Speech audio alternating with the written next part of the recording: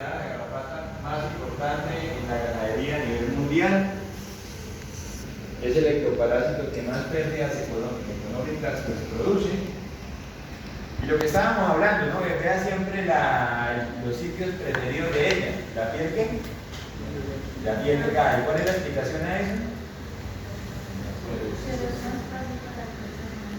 ¿Cómo? Porque como es una garrapata de rostro corto, pues le toca buscar piel delgada, porque no tiene trompa para meterla más allá. ¿Listo? Y la importancia epidemiológica, vea lo que es capaz de transmitir muchos agentes infecciosos.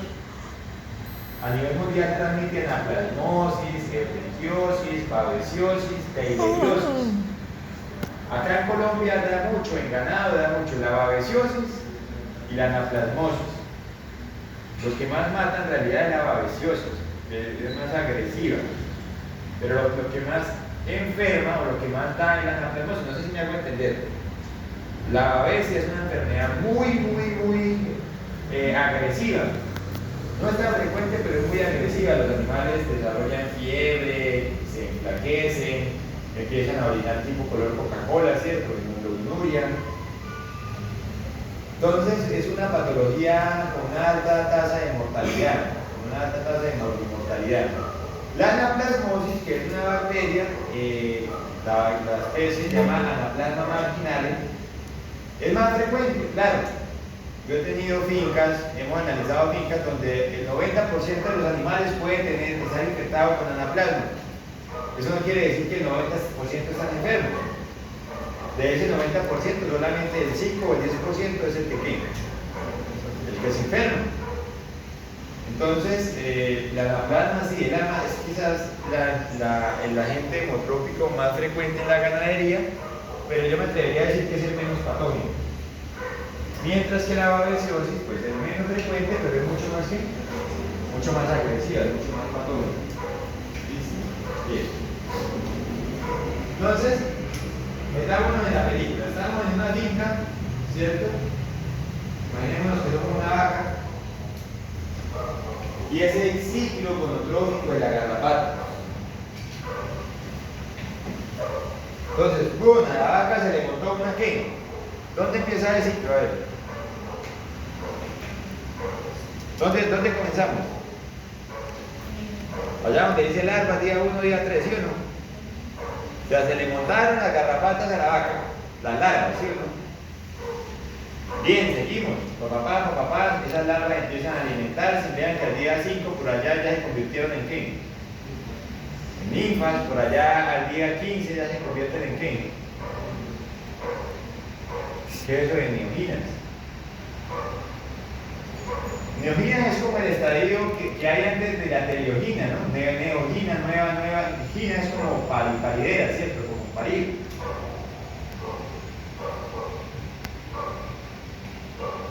Acá básicamente lo rojo nos muestra los estadios en los que se convierten las hembras y esto en los estadios en los que se convierten los machos, ¿no? Los machitos tienen un estadio que se llama neandro, otro que se llama gonandro, pero esas cosas realmente en la práctica no es que se utilicen mucho. Pues aprendámonos larva, ninfa, teleogina. Eso es lo más importante, ¿cierto? Vean que las teleoginas, ¿al día qué? Al día 19 ya pueden haber teleoginas en la vaca. ¿Pero qué es una teleogina? Una garrapata que ya está ¿qué? Preñada, ya está a punto de opositar, ¿cierto? Ya fue fecundada. Es decir, esa teleogina, algunas al día 19 ya se queman.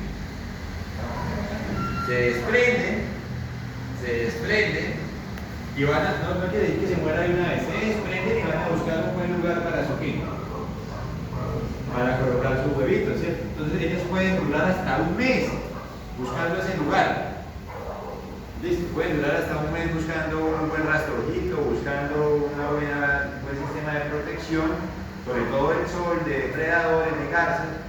Entonces, hasta que no encuentren por allá un tronco, hasta que no encuentren por allá debajo un horcón, ¿cierto? Y después de ese mes, quizás, ¿cierto? Algunas al día 29, otras al día 52, hacen la oposición. Ahí sí opositan. ¿Listo? bajen al día 21, al día 25, al día 26, la gran mayoría entre el día 19 y el día 28, pero habrá otras que se bajen inclusive después de 30 días. ¿Bien? ¿Y eso para qué sirve? Ese dato, ¿por qué es importante? Si yo les digo, con base en esa biología, establezcan un ciclo de control o una frecuencia. ¿Cada cuánto habrá que bañar las vacas contra garrapatas? Entonces, ¿Antes de los 21 días? ¿cuál es el objetivo? Que antes de que se caigan, si Al matar la hembra antes de que quede. de que salga al ambiente a buscar. Antes de que caiga el ambiente y coloque los huevos. ¿Cierto? Entonces, ¿a qué diga la bañaría? El 18, el día 18. El día 18, ¿están de acuerdo? Día 15. Entonces eso va a depender del criterio de cada quien. Hay quienes bañan cada 15, hay quienes bañan cada 18, hay quienes bañan cada 21, ¿cierto? Pues yo de pronto me voy con los del día 21, porque, a ver, estamos en una población, ¿cierto? Es decir, si hay garrapatas acá que se bajan al día 19,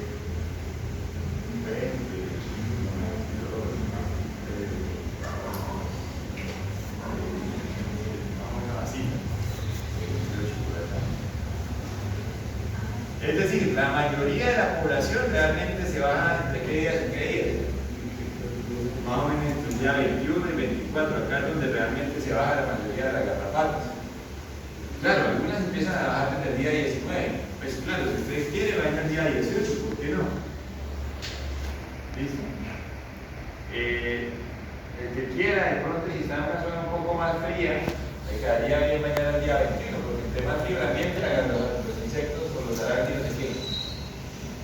Tardan un poco más en completar su desarrollo. De pronto el día 21 también estaría bien. ¿Listo? ¿Qué pasa si van por acá el día 28 o el día 30? Pues la probabilidad de que la garrapata ya esté en el ambiente es mayor, ¿no? ¿Eso quiere decir que toda la ganadería no tiene que bañar a cada 21 días? No. Pues dependiendo del problema, ¿cierto? Dependiendo del problema. Por ejemplo, si es ganado de leche, el ganado de leche es mucho sensible a garrapatas. ¿Listo? Entonces, ustedes ven lechería, generalmente en lechería subtropical, zonas de estas como la Mesa, San Gil, ahí da bastante la garrapata. Y ahí acostumbran a bañar cada 21 días. Porque la guerra argentina pues tiene un tiempo de retiro de 3 meses. Se supone que uno debería ordenar la vaca durante esos 3 meses. Aparte de eso, disminuye la producción. Usted da una vaca de leche que puede estar dando 20, 25 litros, le aplica vermectin, le baja la producción a 2. Donde el vector biológico pues es la garrapata.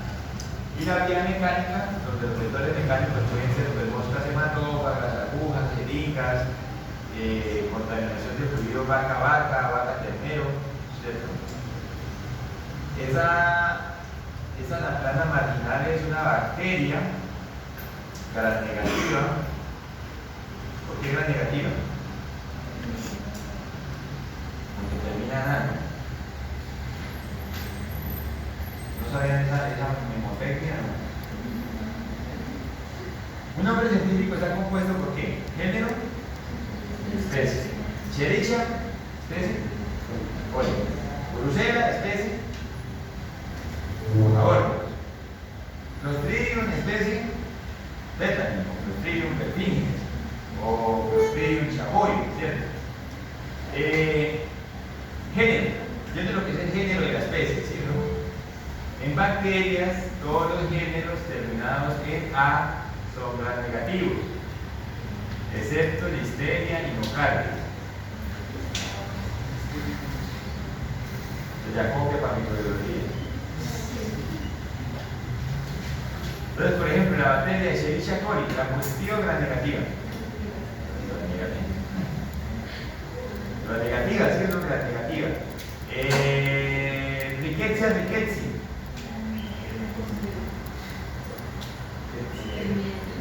Rickettsia, rickettsi. Termina en la negativa. Listeria monocitógenes. ¿Cómo? Ese es el gran positivo porque esa es la sección, ¿no? Gana la negativa. Bien, entonces esta es gran negativa, gran negativa. Esas anaplasmas marginales pues se transmite a través de la saliva de la garrapata, ¿no? Ingresa al animal y generalmente dentro del animal va, o su célula diana son los eritrocitos. El eritrocito es la célula blanca de esta bacteria. Por eso, uno de los principales signos clínicos que produce pues es la anemia, porque produce eritrofagocitosis. El sistema inmune empieza a tragarse esos eritrocitos que están infectados. Y claro, llega el momento en el que se quedan sin eritrocitos. Entonces, ella ingresa más o menos un periodo de incubación de 27 días. Ya los eritrocitos están muy contaminados, están muy infectados con la bacteria y ya el sistema inmune se los empieza a tragar. Se llama eritrofagocitosis. Y es casi que un tipo de respuesta autoinmune, ¿no? Porque es el mismo cuerpo tragándose sus propias células, solamente que son las que están infectadas. Eso obviamente pues lleva a una anemia. Los animales también desarrollan fiebre, deshidratación, pero los que mueren generalmente mueren a causa de la anemia.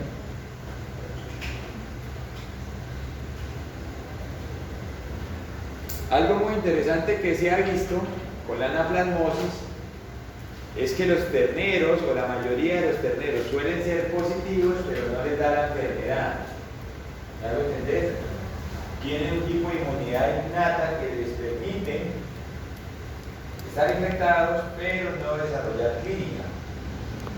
Y tiene que ver principalmente con lo que yo les hablaba el otro día en la finca, ¿cierto? Esos terneros, el sistema inmune es tan bobo que ni siquiera reconoce que le entró algo malo, ni siquiera inflama. El sistema inmune del ternero un poco inflama, el sistema inmune del ternero un poco desarrolla fiebre. Entonces, claro, por eso es que el ternero no se qué, no se enferma.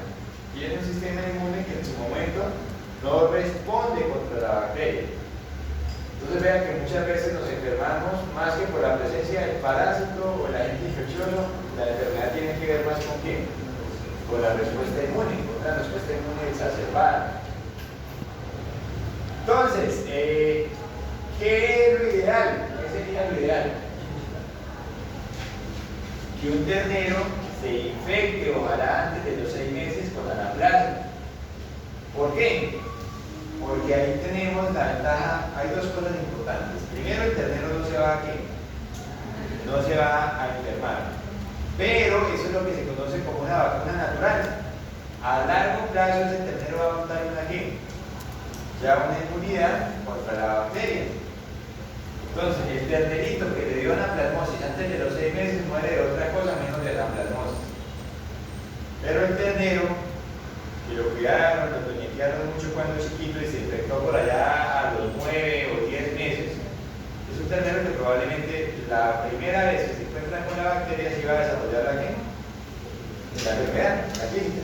Eso es lo que se llama estabilidad zoótica, muchachos. Hay zonas de estabilidad zoótica, por ejemplo, Magdalena Medio, algunas zonas de Ciudadanos Orientales.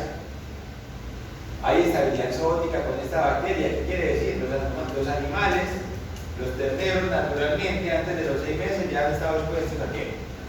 A garrapatas. Y esa exposición temprana a garrapatas pues les permite ¿qué? Infectarse con anaplasma. Y no tanto crear resistencia, es crear anticuerpos contra esa bacteria que le permitan entonces defenderse cuando se vuelve a infectar con la bacteria en un estadio más avanzado de edad. Pero entonces no hay que mandar los terneros. Yo no recomiendo. Es decir, en fincas donde, a ver, aquí vienen varias cosas. ¿Usted qué va a hacer en su finca? ¿Un plan de erradicación de garrapatas o un plan de control de garrapatas? Bueno, si lo que usted va a hacer es un plan de control, entonces no van a los terrenos. Porque ¿qué es un plan de control? Usted simplemente va a controlar la población, ¿sí o no? Va a bajar un poquito la población, pero mientras no haya mucha garrapata, usted no va a bañar, ¿sí o no? erradicación, que su objetivo va a ser ¿qué? Erradicar las acabadas, y usted sabe que va a tener que bañar los animales frecuentemente, mínimo durante 2 años, ¿cierto? Si es un plan de erradicación, bañe todo el ganado, ¿cierto? Bañe todo el ganado y eso le va a traer muchos beneficios, claro, no va a tener garrapatas, no va a tener enfermedades transmitidas por garrapatas, ¿cierto? Pero si es un plan de control, donde usted hoy quita una población que está muy alta, pero se relaja un poco y a los 9 meses vuelve y tiene un problema, ¿cierto? Ahí no tiene sentido bañar los terneros, desde mi punto de vista. ¿Por qué? Porque esos terneros, usted los baña hoy, le quita las garrapatas hoy, pero dentro de 9 meses va a volver a tener el problema. Son terneros que a los 9 meses los va a agarrar ¿qué? Desprotegidos, sin inmunidad.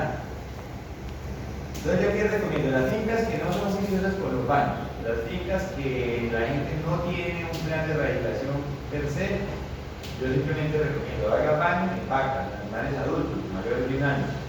Terneros, déjenle las garrapatas, ¿cierto? Déjenle las garrapatas, que eso finalmente le va a permitir que infectarse con esos agentes transmitidos por garrapatas, con la plasma babesia, y que cuando estén grandes eso no le dan la enfermedad. ¿Listo? Claro, ya, excelente. Porque hay unos números establecidos. Entonces, por ejemplo, le dicen a uno, no le deje más de 30 garrapatas a un ternero, pero él tiene menos de 30 de ellos. Entonces ya estaba como estableciendo ese número. Alguna vez Corporica decía que 30, pero nosotros hicimos un estudio donde hablábamos cuáles de esas garrapatas estaban infectadas con babesia y la tasa de infección es tan solo del 2%, es decir, tan solo el 2% de las garrapatas en la naturaleza son positivas a ese parásito. Si yo le dejo 30, la probabilidad de que esos 30 le transmita la gente infecciosa, pues es que a decir el 2%, decir el 2% quiere decir que de 100 garrapatas todas están positivas. De 50, una. De 30, una. Pero dejar 30 garrapatas a un ternero no le garantiza que lo van a infectar. Entonces ya se habla de 100, por ejemplo, para tratar de mantener esa estabilidad. De 100 garrapatas para su crecimiento. Claro, el ternero lo ven que está muy bien, no está muy llevado, pues sí, obviamente, porque están animales hay que controlarlo.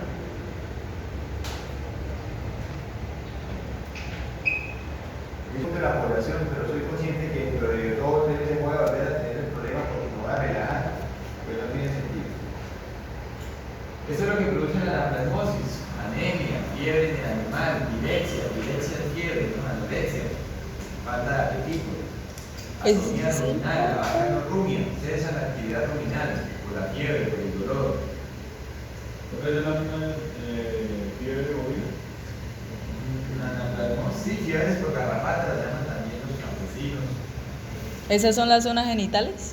Sí, pues la de acá es la vulva y la de acá es la mucosa ocular. Mucosa vaginal y mucosa ocular. Otra enfermedad transmitida por garrapata, la babesiosis. La babesiosis es causada por babesia bigémina y babesia bovis. A diferencia de anaplasma, estos dos son protozoos, ¿no? Entonces, anaplasma era una bacteria, babesia es un protozoo, por ello los tratamientos son muy diferentes. Por ejemplo, el tratamiento de la anaplasmosis es un antibiótico, la oxitetracyclina, a 10 miligramos por kilogramo durante 5 o 7 días. La babesiosis, el tratamiento es otro medicamento, un protozoicida, que es el diclorionato de imidocal, llamado imical, se dice, de eritrocítica, de eritrocitaria. Rompe la célula, rompe el eritrocito para poderse liberar de ahí, para romper el huevo, para romper el nicho donde se desarrolló. Y al momento que lo rompe, pues se libera, aparte de liberarse el parásito, también se libera el contenido que hay dentro del eritrocito. Recuerden, esas células lo único que cargan es ¿qué? Hemoglobina, ellos ni siquiera tienen núcleo. O sea, lo que principalmente se libera acá es ¿qué? Hemoglobina. Empieza a haber lisis de eritrocitos y por ende mucha liberación de ¿qué? De hemoglobina. ¿Para dónde se irá esa hemoglobina? Si los glóbulos rojos se están reventando, se están espichando, ¿para dónde se va a ir? Para el plasma. Entonces usted le toma una muestra a un animal con babesiosis y ese plasma, en lugar de ser blanco o amarillo claro, probablemente lo vamos a ver como rojo, oscuro, sanguinolento. ¿Cierto? ¿Por qué? Porque hay un alto contenido de hemoglobina, ¿cierto? Y esa hemoglobina empieza a ¿qué? A pasar por el hígado, a pasar por el riñón, y el riñón de vez en cuando la deja ¿qué? La deja pasar. Cuando hay mucha, el riñón la deja pasar. Pero el riñón dice: yo no aguanto para retener todo eso, entonces la deja pasar. Y ahí es cuando la orina toma la apariencia ¿qué? Roja o oscura, más que roja oscura, tipo color Coca-Cola. ¿Cierto? Eso se llama hemoglobinuria. Hemoglobinuria. Entonces, el principal signo clínico de la babesiosis será ¿cuál? La hemoglobinuria. La hemoglobinuria. Ahora, esta hemoglobina, per se, en su estadio natural, es de color rojo. Pero ella se empieza a degradar en el hígado. Luego de hemoglobina pasa a un pigmento que se llama ¿cómo? Bilirrubina. Bilirrubina. Entonces, primero es un tipo color rojo, como esto, ¿cierto? Que finalmente es rojo, ¿por qué? Esta es la hemoglobina, ¿y por qué es roja? ¿Qué trae? ¿Qué es lo que le da color rojo a la hemoglobina? ¿El azúcar? ¿Seguro? ¿El azúcar es rojo? Pues que esto es lo que está dentro del eritrocito. Y esto es lo que está dando el color rojo al eritrocito. Pero la pregunta es la molécula, la proteína, la hemoglobina, que es una proteína, ¿por qué es roja? ¿Qué trae? ¿Qué le dan a uno de las mamás de saltar todas las mañanas para darle la anemia? ¿Cómo? Changua. ¿Cómo? ¿Changua? Por eso que yo me la anemia. ¡Hierro! ¿Sí o no? ¡Hierro! Cuando el niño estaba típico le daban hierro, cola granular, ¿tú sabes que trae qué? Hierro. El hierro es lo que le da el color rojo a la vaina. Hierro, no sé en qué estado está, no me acuerdo ahorita exactamente el estado, pero ¿qué es lo que pasa? Ese hierro se empieza a oxidar. Ese hierro se empieza a oxidar, ¿cierto? ¿Qué color es el óxido? Cuando el hierro se oxida, ¿qué color? ¿Cómo? Café, ¿cierto? Como café. ¿Listo? Entonces esa hemoglobina, después de que se oxida, ya no es roja, sino color ¿qué? Color café. Por eso es que la orina no es 100% roja, porque sale más bien tipo color café, tipo óxido, hierro oxidado. Y esa hemoglobina, que ya no se llama así hemoglobina, se llama bilirrubina, ¿cierto? Cuando está oxidada. Luego pasa a otro estadio que se llama picho, que es la biliverdina, tipo colores del uniforme de ustedes, ¿cierto? Puede ser otra forma ya de oxidación de la hemoglobina. Vean, ustedes se han preguntado por qué carajos, ¿qué color es la caca suya? Café, la suya. También café, ¿cierto? ¿Y uno qué come? Al almuerzo. Así no come arroz, la caca es café, ¿sí o no? ¿Se ha preguntado por qué? ¿Cómo usted arroz 3 días? 5 días, si quiere. Yo vaya al baño y si no como efecto. ¿Por qué? ¿Qué le da el color a la popó?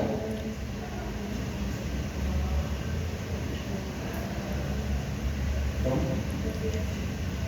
Eso que estábamos hablando. Resulta que nosotros en nuestros